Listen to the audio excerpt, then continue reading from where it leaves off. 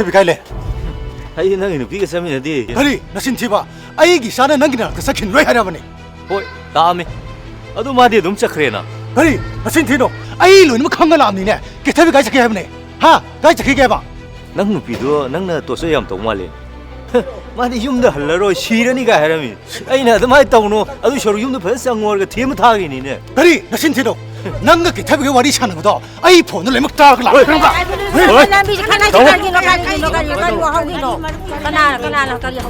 ꯃꯁꯤ ꯅꯨꯄꯥꯁꯦ ꯑꯣꯏꯗ ꯄꯥꯗꯕ ꯌꯥꯝ ꯉꯥꯡꯉꯤꯁꯦ ꯃꯆꯤꯟ ꯊꯤꯔꯤꯅꯦ ꯏꯃꯥ ꯏꯕꯦꯟꯁꯤꯡ ꯃꯁꯤꯒꯤ ꯅꯨꯄꯥꯁꯦ ꯑꯩ ꯆꯞ ꯆꯥꯅ ꯈꯪꯉꯤ ꯉꯁꯤꯗꯤ ꯆꯞ ꯆꯥꯕꯤ ꯉꯥꯡꯅꯒꯅꯤ ꯃꯥ ꯆꯦꯡꯒꯤꯗꯤ ꯑꯝꯇ ꯐꯥꯖꯤꯟꯕꯤꯔꯝꯃꯣ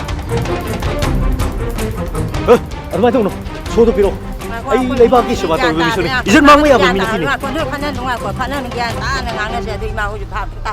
ꯏꯃꯥ ꯏꯕꯦꯟ ꯄꯨꯝꯅꯃꯛ ꯑꯝꯇ ꯇꯥꯕꯤꯌꯨ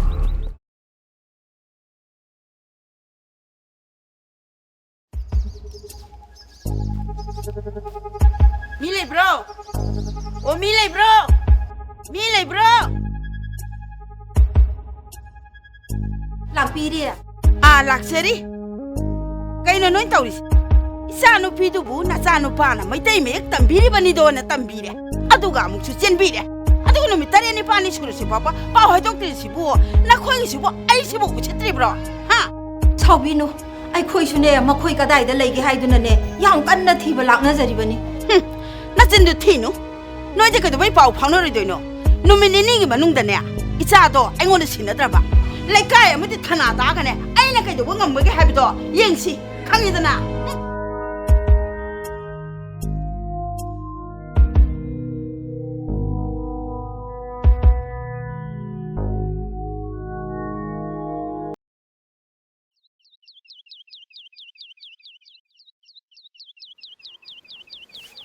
ꯀꯦꯊꯕꯤꯌꯥ ꯌꯨꯝꯗ ꯅꯣꯏ ꯃꯥꯍꯣꯏ ꯂꯥꯛꯑꯒ ꯀꯩꯒꯤꯅꯣ ꯋꯥ ꯌꯥꯝ ꯉꯥꯡꯉꯝꯃꯤ ꯍꯥꯏꯗ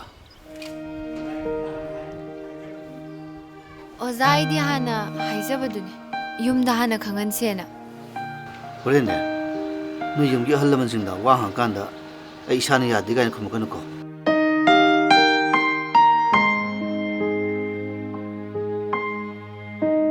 ꯐꯔꯦꯁꯦ ꯑꯩꯒꯤ ꯏꯃꯥꯟꯅꯕ ꯃꯁꯛ ꯅꯥꯏꯕ ꯎꯀꯤꯜ ꯑꯃꯈꯛ ꯂꯩ ꯃꯉꯣꯟꯗ ꯀꯔꯤ ꯀꯔꯤꯅꯣ ꯑꯃꯨꯛꯇ ꯍꯥꯟꯅ ꯇꯥꯟꯅꯍꯧꯔꯁꯦ ꯅꯐꯤꯅꯔꯣ ꯍꯣꯡꯗꯣꯔꯣ ꯆꯠꯅꯕ ꯇꯧꯁꯦ ꯂꯥꯛꯑꯣ ꯂꯥꯛꯑꯣ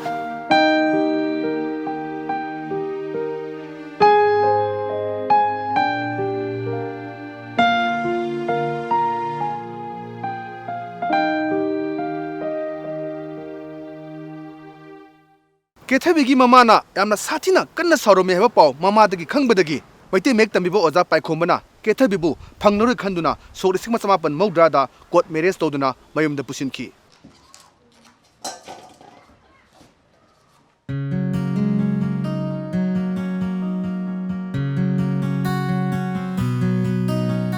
ꯃꯥ ꯅꯣꯏ ꯂꯥꯛꯑꯦꯗꯅ ꯂꯥꯛꯑꯣ ꯂꯥꯛꯑꯣ ꯆꯪꯉꯣ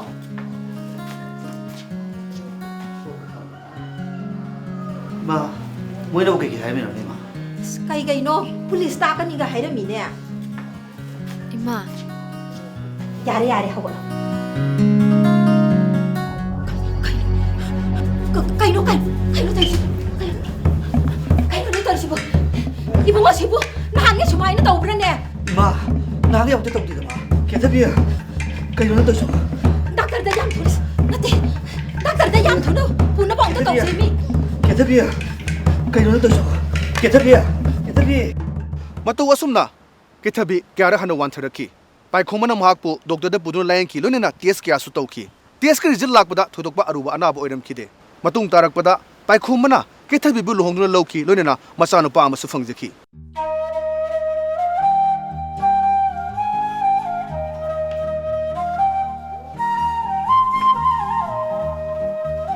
kitabiya lagi paisa khaiba lakpa phudabdo ai laibung dusala pisang ta hobi Hoi oza. Ising lumam mani, nang kaya sila mo ko.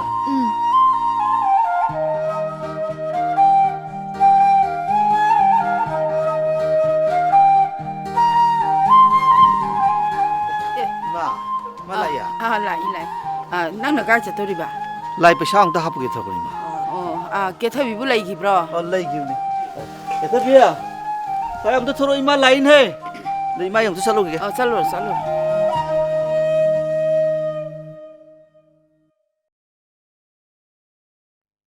Ima. Isu jam chauramin Chaurabani. Ai isu ji mai ga othoki ke se ai pam ke se.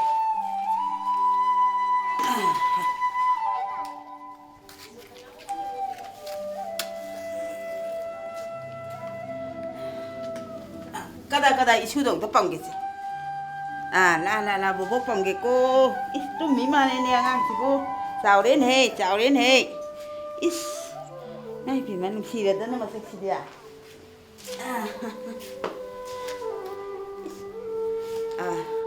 nang muna sa ngam de habi du khara pharabo. Kalen thadana hekta hauba. Ingtham thadana phaba. Mong mai leina ni da. Adubu na khoi bu doctor ga amta yengdrabo. Doctor yengba yaba loina yengabani. Test tawba yaba june loina tawrabani. Makhoina di kashu tawdre sini ne. Adudi bema Maiba gumba ma yengthokpana pharoidro. Ado akhoi bungona di kaya kanaroi haine. Kadum kana da ne gena. Mai bema. Bia. Kadoro ke ni chabo. Mai bema. Chabo kadoro ke ni. Imana isi. Bema. No, ini kadoro ke ni mo. Kadoro ke ni bema. Bema, kadoro ke ni. Kadoro ke si bo. Imana isi. Kadoro ke si bo. Bema. Kato de basi dia. Ha. Matam kuina haurudraba kethavigi layong nong khang khangoduna lai haraubagi penam khol tarubadagi ama horaki doctor da puduna layang badasu thoina kanaba fangkide nona lailong sum sak khangbangam khide kethavigi mama machana pigi damata pakhatuna machana pigi manakta thahum leiduna machana pigu layang ki adumakpu madudasu thoina kanaba phangaktrabada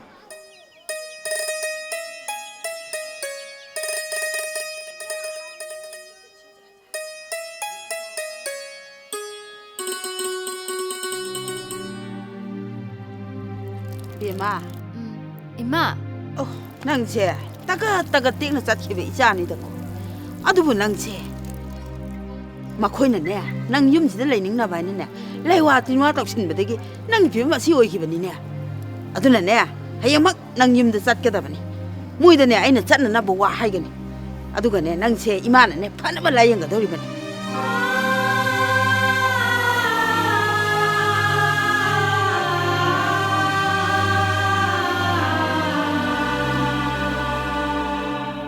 Matau asumna kethabigi mamana kethabibu namduna poraki loinena maki mayumda layang ba horoki tapna kethabi fagalaki matam kuina chahi ame hena layang duna leibabu nong phaduk phawba nupa memgi maikai dagi laktuna hoini maini hangladabada kethabi amadi paikhomba asuma sum lapthuk naraki loinena kainaba haibadu oiki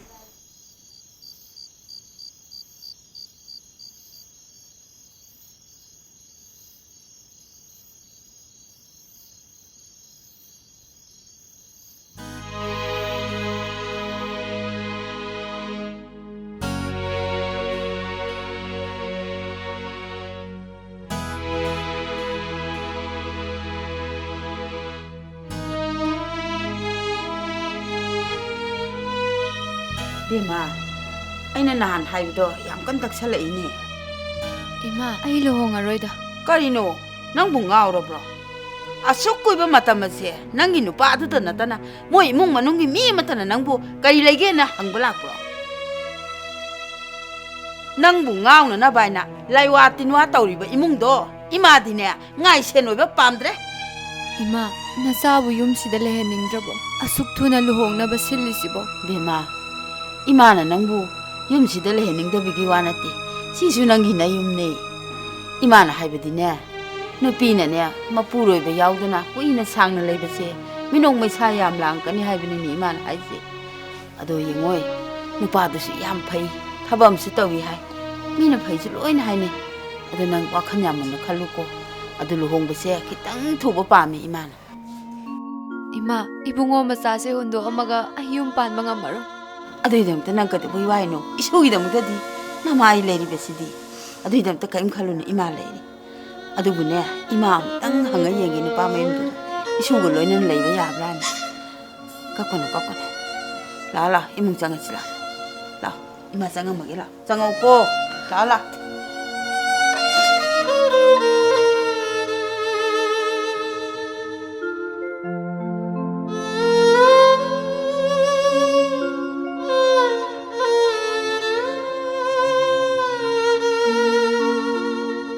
केथबीगी ममाना केथबीबू मसुनुपागा पुन्ना लेमिनबा याबा सरकारगे थबक तौबा इबोचौबगा लुहोंखी लुहोंगलबा मतुंग चही 5गी मतुंगदा केथबी माकी लायोंग अदो महौरखी doctor तानादुना येंगबदसु लायोंग खंगमा ngamखिदे डॉक्टरना मसा सोनबा ओइरंबा याय हाइदुना केथबीबू vitamin कापनबा advice पिरखी बेमा नचानुपीदुबू याम तोइना वान्थदनागा तवैये चोरोंगा छाम लोलेये कमाई तोइनो अमता चपिरुद्रबा नंगबो याम तोइना वान्थै हाबिदि तादे इचेमा अैना नहा नोंग चलुबदि hospital येंगुबदा कैसु थोइदोकपा अनाबा लेते हाइरइये अंगांगदो इंगाव ngawdana lejarambani amtang chatlaga hangbirubana di patro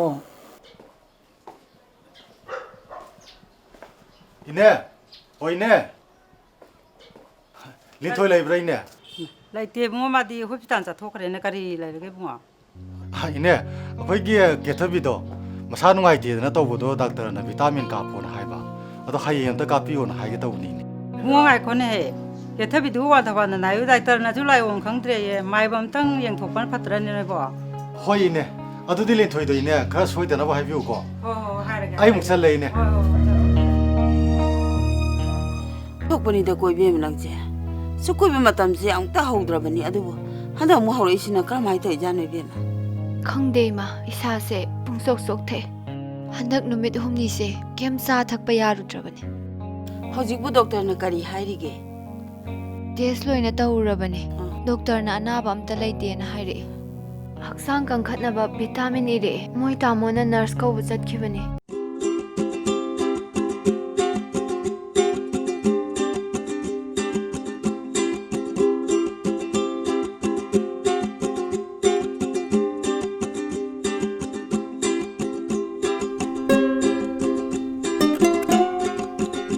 बेमा चंगो नमा हक्सांग याम कंखत उरेना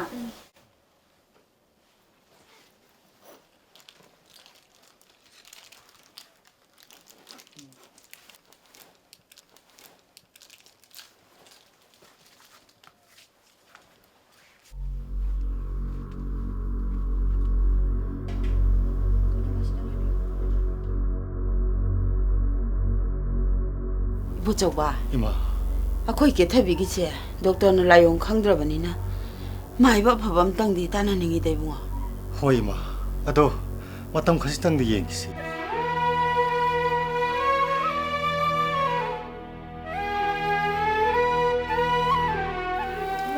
चलसरा चलसी अदो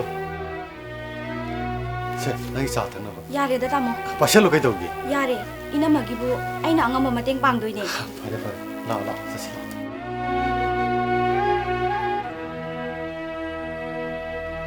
बेमा नंगिसे माइबा हइबम तंग तानाबनदि फनिदा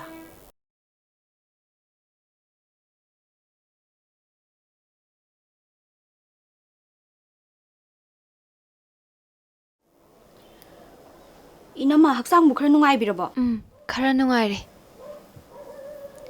अइना नोय लोइना वाहलेने को वादेदा इनमा अखोइदी सिदबु तौजगेना सिनफम सिदा चंगिबनी इनमा हिदाक से कापथोक्सि इनमा इनमा तामुसो इनमा सेकेंड ओम तौरे इनमा ताइबुसो इनमा सेकेंड ओम तौरे कैदोरे इनमा सेकेंड ओम तौरे केथबी कैदोरगे नंगबो हा कैदोरगे मी कैदोरगे नंगबो हा कैदोरगे खरा फरबाय मी नंगबो हा खरा फरबा नंगबो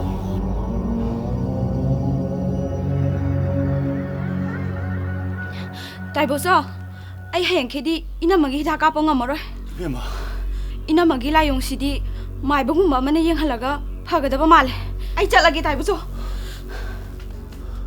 बुङो चौबा माइबा फबम तंग तानरगा येंसी चानुपीगी लायोंगसे डॉक्टरना फगनी हाइबा इमा थाजद्रे होय इमाना माइबा फबम तंग थिबिरो होय आई माइबा फबदो येंगागे असुमना माइबा माइबी तरे निपान तानादुना लाइटिन खुरंबा अमदी थौना सिंगमा क्या पांगथोखी अदुबु सेल तिंग मनतना करिमता कानाबा फंखिदे तामो आइगिसी येंगागुमसिदा थौ तौबदा सोशल मैम तिंखरे फादौ मानद्रेदा सेनगेदे कैसु खलुनुदा नंगी अनाबदो फरगा लोइरे ए अदो खुइसिनाने मिकोलादा माइबा फबम लैना हाय ꯑꯗꯨ ꯆꯠꯂ ꯌꯦꯡꯊꯣꯛꯎꯁꯤ ꯑꯩꯒꯤ ꯍꯣꯠꯅꯔꯤꯉꯩꯗ ꯑꯉꯥꯡꯁꯤꯡꯁꯦ ꯐꯖꯅ ꯌꯦꯡꯁꯤꯟꯕ ꯉꯝꯗ꯭ꯔꯦ ꯇꯥꯃꯣꯁꯨ ꯌꯥꯝ ꯋꯥꯔꯝꯃꯅꯤ ꯀꯦꯊꯕꯤ ꯅꯪ ꯋꯥꯈꯟꯗꯣ ꯌꯥꯝ ꯄꯤꯛꯊꯔꯒꯅꯨ ꯑꯁ ꯀꯥꯟꯅꯗꯤꯁꯦ ꯏꯆꯦꯒ ꯏꯕꯥꯏꯒꯁꯨ ꯂꯥꯛꯑꯅꯤ ꯑꯗꯨꯒꯅꯦ ꯃꯥꯏꯕꯗꯨꯒꯤ ꯃꯅꯥꯛꯇ ꯆꯠꯂꯒ ꯌꯦꯡꯊꯣꯛꯎꯁꯦꯕ ꯀꯣ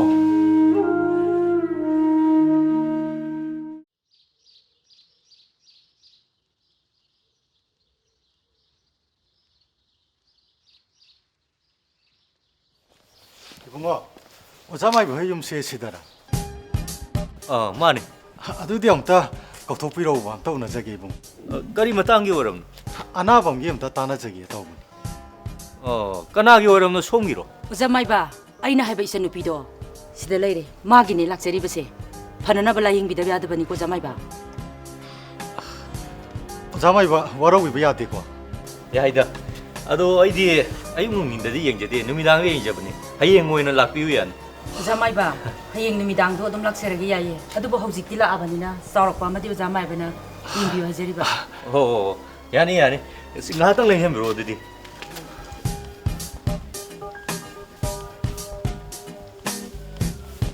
야니 랭햄 브로야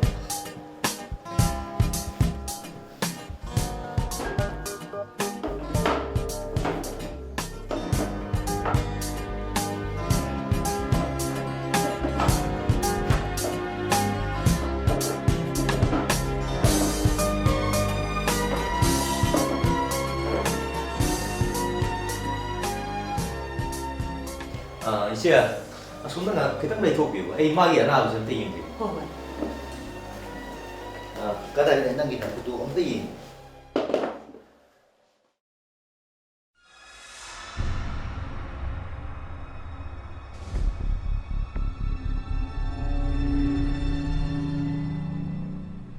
마시 얌 또이나 완다간 뭐 하고 있니 그 또이나 좀 떠오래 마이시 머럭 저이런 수도 미야오이네 마이지 그리고마 마이시 완다라가 디누미 훔니고마시 마사지 쪽태드나 좀 레이네 좀 레비마 아우 좀해 마이시 아리바나 보이나 또 야니 아이 좀 라잉제기 아도 하이누미다 오이나 좀 락비로 호이 오자 마이바 얌 누가이제레 하이eng 누미당도 헥달 락나바 호나제르게 호이 ngasi di yau zer khagi oja mai ba fani